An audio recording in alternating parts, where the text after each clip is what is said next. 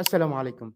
Do you ever feel like you're doing all the right things? You're praying, you're trying to be better, you're giving charity, but something still feels off? The connection is there, but the signal is somehow jammed. We often blame our circumstances or the people around us for our lack of peace. But what if the problem isn't outside? What if the clutter is actually on the inside?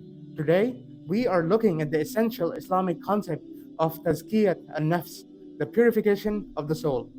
We live in a world that is obsessed with external upgrades, better clothes, better homes, the latest phones, better resumes, etc.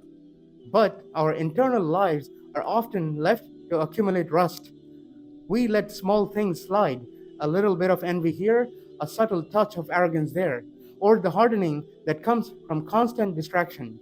And before we know it, the heart becomes like a vessel that's been sitting out in the rain. It's not empty, but it's dirty. When you try to pour wisdom or peace into a dirty vessel, everything inside just becomes tainted. This is where Tazkiyat an-Nafs changes the game. It is not some abstract mystical theory. Tazkiyat an-Nafs is the daily maintenance of your internal world. It's the conscious act of looking at your own character, your ego, your hidden biases, and your reactive habits, and cleaning them out before they harden into permanent traits. It is the realization that you cannot expect the light of Allah to fill a heart that is already crowded with everything else. Here are 3 points we must focus on to get started with Tazkiyat an-Nafs. Number 1, purification is consistent maintenance, not a one-time event. We don't clean our cars once and expect them to stay clean forever. Tazkiyah is a daily check-in. It is a process of catching the ego talk early when we feel that spark of pride or that urge to lash out and washing it away with istighfar and reflection before it sets in. Number 2, the ego, the nafs, is your first field of battle. We don't have to look for enemies in the outside world. Our greatest challenge is the voice inside that demands credit, comfort, and control. Tazkiyah teaches us to identify the ego's demands so we can choose to follow guidance instead. And number 3, a purified heart creates space for miracles.